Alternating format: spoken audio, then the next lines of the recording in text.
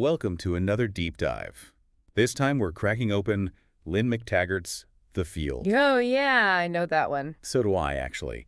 But I have to say, every time I revisit it, my mind is just blown. Yeah, it's one of those books that really challenges you to rethink everything you thought you knew about the world. Exactly. It's like taking the red pill. Once hmm you see it, you can't unsee it. Totally. And what I love about McTaggart's approach is she's not just throwing out some wild theories, she's grounding everything in scientific research. Like, she brings together all this cutting-edge research from physics, biology, neuroscience, you name it. And it all points towards this paradigm shift in our understanding of reality. Okay, so for our listeners who haven't had the chance to journey down the rabbit hole of The Field, yet give us the Spark Notes version. Well, the basic idea is that there's this invisible web of energy connecting everything in the universe. Like a hidden network. Exactly. McTaggart calls it the field. And it's kind of like the Force in Star Wars, but with real science behind it. Okay, I'm intrigued. So how does this field thing actually work? Is it like some kind of cosmic Wi-Fi? Well, it's more like a fundamental building block of reality. Imagine a sea of energy, buzzing with activity, even in the vacuum of space. Wait, so you're telling me that empty space isn't actually empty? Nope. It's teeming with this energy called the zero-point field. And it's not just some abstract concept. Physicists like Hal Puthoff believe this zero-point field could be the key to unlocking limitless clean energy. Hold on, are you saying we could actually draw power from this field? Like solve the world's energy crisis kind of thing? Potentially. We're talking about harnessing the very fabric of space itself. It sounds crazy, but the science is there. Okay, my mind is officially starting to bend. Mm. But how does this zero-point field interact with us, with living beings? That's where biophotons come in. It turns out that living organisms, including us, constantly emit these tiny particles of light. Wait, so you're telling me that I'm glowing right now? In a way, yes, but these biophotons are too faint to see with the naked eye. Okay, good. I was about to ask if I needed to start wearing sunglasses indoors. Haha, no, but what's fascinating is that these biophotons seem to play a key role in how our cells communicate. So it's not just chemicals and electrical impulses. There's this whole other level of communication happening through light. Exactly. It's like our bodies are having silent, luminous conversations all the time. That's pretty mind-blowing. But how does our brain fit into all of this? I mean, it's basically an electrical storm up there, right? Well, McTaggart explores this idea of the holographic universe based on the work of neuroscientist Carl Pribram. It suggests that our brains might actually function like holograms. Holograms, like those 3D images you can see from different angles. Exactly. Imagine your brain like one of those holograms where each tiny piece contains information about the whole image. So are you saying that every part of my brain contains information about the entire universe? Well, it's a radical idea, but that's the implication. It suggests that memories aren't stored in specific locations, but are distributed throughout the brain. Okay, now that is trippy. So if our brains are like mini holograms, are they also somehow connected to this universal information field, maybe even the zero-point field itself? That's the mind-blowing part. It's like our brains are receivers, constantly picking up signals from this vast cosmic network of information. So we're not just isolated beings with brains tucked away in our skulls. We're actually plugged into this vast field of energy and information that permeates everything. Exactly. It changes everything about how we view ourselves and our place in the universe. I'm starting to feel like I'm living in the Matrix. But if our brains are receivers, does that mean they can also transmit? Like, can our thoughts actually influence things outside of ourselves? Now you're getting into the really juicy stuff.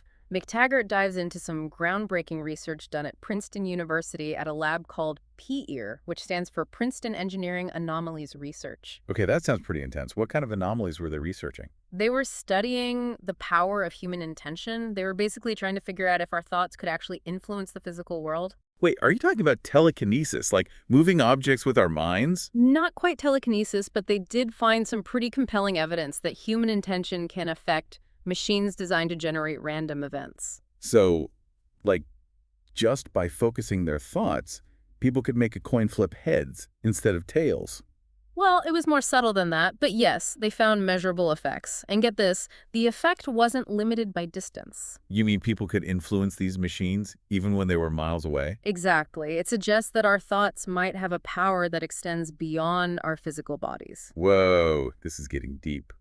So, if our minds can influence things at a distance, what about things like distant healing? Is there any science to support that?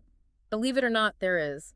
McTaggart explores research by Elizabeth Targ, who studied distant healing with AIDS patients. Her work suggested that focused intention, even from a distance, could have a positive impact on their health.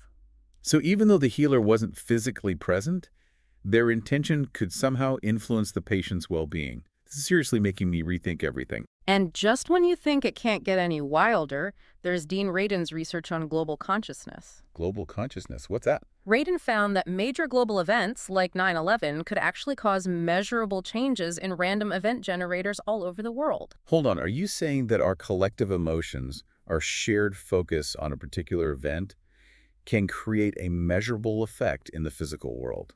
That's what his research suggests. It's as if we're all connected on some deep, unseen level, and our collective consciousness can influence reality. So the field stuff isn't just about personal growth and spirituality. It has real-world implications. Absolutely. It's about understanding the interconnectedness of all things, the power of our thoughts and intentions, and the potential for creating a better world. I'm starting to see why you said this book is a game changer.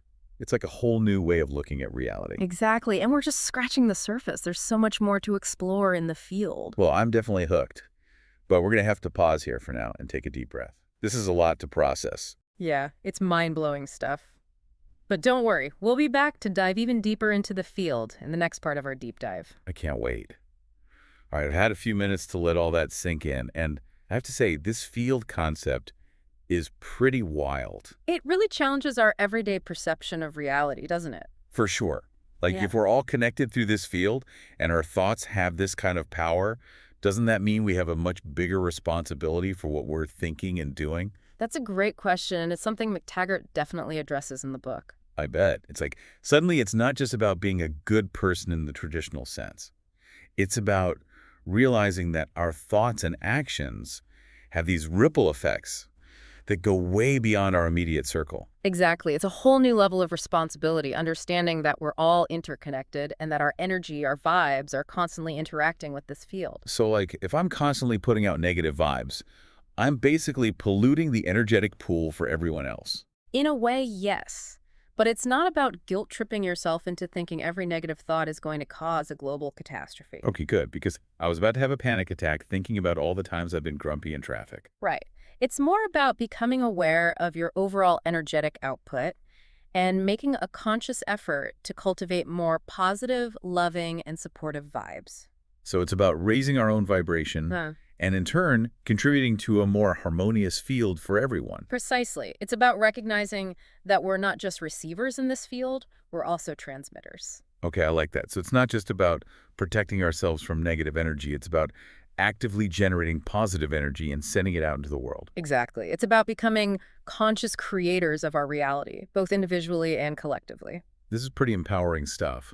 But I'm also curious about the more subtle aspects of this field connection. Like, what about intuition? Sometimes I feel like I just know things or have these flashes of insight that come out of nowhere. Could that be related to the field? That's a fascinating question and one that many researchers are exploring. I bet.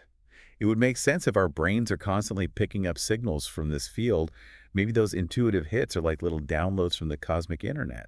I love that analogy. It's like we're all tapping into this vast pool of knowledge and inspiration, whether we're consciously aware of it or not. That's so cool. And what about creativity? Could that be linked to the field as well? Definitely. Imagine artists, musicians, inventors, they're all tapping into this field of creative potential, channeling that universal inspiration into their work. So maybe those we consider geniuses are simply those who are better at tuning into this field and downloading those creative downloads. It's a compelling theory, and it suggests that we all have that potential within us. It's just a matter of learning how to access it. So it's like we're all walking around with these superpowers, but most of us don't even know how to turn them on. Exactly. And that's where McTaggart's work comes in. She provides a roadmap for understanding and working with the field to unlock our full potential. I'm ready for the upgrade. But I have to admit, this whole field thing, it seems to overlap a lot with spiritual ideas too, doesn't it? Absolutely. McTaggart doesn't shy away from exploring the spiritual implications of this research. It's like science and spirituality are finally starting to meet in the middle, recognizing that they're both pointing towards the same underlying truth. Exactly. And that truth is that we're all connected, we're all part of something much greater than ourselves, and we have the power to create a more beautiful and harmonious world. Okay, I'm feeling all warm and fuzzy inside. Mm. But I know there are some skeptics out there Mm. who are probably rolling their eyes and saying, this is all a bunch of new age mumbo jumbo. Where's the proof? Mm.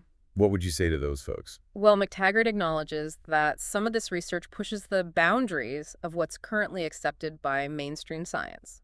But she doesn't just dismiss the skeptics, does she? No, not at all. She encourages healthy skepticism and critical thinking. Okay, that makes sense. Blind faith in anything, even science, can be dangerous. It's about being open-minded, but also discerning. Exactly. It's about looking at the evidence, asking questions, and being willing to consider new possibilities, even if they challenge our existing beliefs. And let's be honest, some of the greatest scientific discoveries throughout history were initially met with skepticism and ridicule. Oh, absolutely. Think about Galileo or Einstein. Their ideas were revolutionary and met with a lot of resistance at first. Good point. It's a reminder that what we consider truth is constantly evolving as we make new discoveries. And that's what makes science so exciting. It's a never-ending quest for knowledge and understanding. So let's say we accept, for the sake of argument, that this field is real and we're all connected through it. What does that mean for us practically? How can we apply these ideas to our lives? That's the big question, isn't it? And it's something we'll be exploring in more detail in the next part of our deep dive. Okay, you've got me on the edge of my seat. Well, But before we go there, can you give us a little sneak peek? What are some of the key takeaways we can start applying right now? well, one of the most important takeaways is the power of conscious intention. If we're all connected through this field, then our thoughts, our beliefs, our emotions, they're all having an impact. So it's not just about positive thinking. It's about actively directing our energy towards what we want to create. Exactly. And it's about becoming more aware of the energy we're putting out into the world. Are we radiating love, compassion, and joy? Or are we stuck in patterns of fear, anger, and negativity? So it's like we can choose to be energetic givers or energetic takers. That's a great way to put it. And it's not about judging ourselves or others. It's about becoming more conscious and making choices that are aligned with our highest good and the good of all. Okay, that makes sense. But if this field is real and it connects everything, shouldn't we be able to use it for more than just good vibes? What about solving real-world problems like disease or climate change? That's where things get really exciting. Imagine if we could tap into the zero-point field for energy, as Hal Puthoff suggests might be possible. Whoa, that would be revolutionary. No more fossil fuels, no more energy wars, just clean, unlimited energy for everyone. Exactly. And think about the possibilities in the field of healing. If we can learn to harness the power of intention and direct it through the field, we could potentially develop new healing modalities that are far more effective than anything we have now. So it's like we're talking about a whole new level of healing, one that goes beyond treating symptoms and addresses the root cause of illness on an energetic level. Precisely. And think about the potential for communication and understanding. If we're all connected through this field, maybe we can tap into a deeper level of empathy and compassion, one that transcends language and cultural barriers. So instead of seeing each other as separate and divided, we could start to experience a sense of unity and interconnectedness, recognizing that we're all part of something much greater than ourselves. That's the beautiful vision that McTaggart paints in the field. It's a vision of a world where we've awakened to our true potential as conscious creators, where we're working in harmony with each other and with the universe to create a world that's more just, more peaceful, and more sustainable. That's a future I can get behind. But before we get carried away with all the amazing possibilities, I think it's important to acknowledge that there are potential challenges as well. Of course. It's not all sunshine and roses. If we're all interconnected, that means we're also susceptible to the negative energies and intentions of others. So it's not just about amplifying the positive, it's also about protecting ourselves from the negative. Exactly. It's about developing a kind of energetic hygiene, learning to discern between the energies that are uplifting and supportive and those that are harmful or draining. So it's like developing a sixth sense for energy. In a way, yes. It's about becoming more attuned to the subtle energies around us and learning to manage our own energy field in a way that supports our well-being. It sounds like a lifelong learning process. It is. But it's a fascinating and rewarding journey. Okay, I'm ready to embark on this journey, but I think we need to pause here for now and give our listeners a chance to digest all of this. Yeah. This field stuff is seriously mind-bending. I agree. It's a lot to process. But don't worry. We'll be back in the next part of our deep dive to explore some practical strategies for working with the field and unlocking our full potential. I can't wait. Okay, so we've talked about the science, the possibilities, even the potential downsides of this whole field thing. We've covered a lot of ground. We have. But now I'm really curious about the practical side of things. What can we actually do with this information? How can we tap into the field to, improve our lives and maybe even make the world a better place? Well, that's the question, isn't it? And the good news is, McTaggart doesn't just leave us with a bunch of mind-blowing theories. She actually offers some really practical guidance on how to work with the field. Okay, I like practical. Give me the cheat codes. What are some of the key strategies she suggests? Well, one of the most important is the power of conscious intention. It's the idea that our thoughts, beliefs, and emotions actually have a tangible impact on the world around us. So it's not just about positive thinking. It's about actively directing our energy towards what we want to create. That's it. It's about aligning our thoughts, feelings, and actions with our deepest desires and intentions. McTaggart also talks about the power of meditation and visualization. These practices can help quiet the mind, connect with your inner wisdom, and strengthen your ability to focus your intention. Okay, I've heard of meditation and visualization before, but I always thought they were more like spiritual practices, not something with a scientific basis. It's true that these practices have been used in spiritual traditions for centuries, but now science is starting to catch up. Ah, so it's like the mystics were onto something all along. Yeah, science is beginning to understand how these practices actually work on a neurological and energetic level. So meditation, for example, can actually change our brainwaves and affect our energy field. Exactly. It can help regulate your brain waves, calm the nervous system, which in turn affects your energy field and your ability to influence the world around you. I'm starting to see how this all ties together. And what about visualization? How does that work? Well, when you create a clear mental image of what you want to manifest, you're essentially sending out a powerful, energetic blueprint to the universe. It's like planting seeds of intention in the fertile ground of the field. So if I visualize myself achieving a goal, I'm actually increasing the likelihood of it happening. Exactly. You're aligning your energy with your desired outcome, and that creates a powerful momentum. This is making me think about all those times I've manifested things without even realizing I was doing it. I think we all do it to some extent, whether we're conscious of it or not. Right. But the key is to become more intentional about it, right? That's the key. And McTaggart provides some great techniques for honing your visualization skills. I'm definitely going to have to check those out.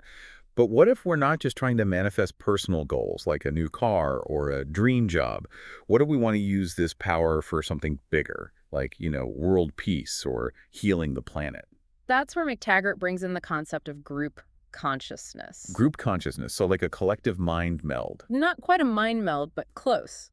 She cites research suggesting that when people come together with a shared intention, their energy is amplified. Ah, so it's like the whole is greater than the sum of its parts. When we join forces with others who share our vision, we can create a much bigger impact. Exactly. McTaggart believes that harnessing the power of group consciousness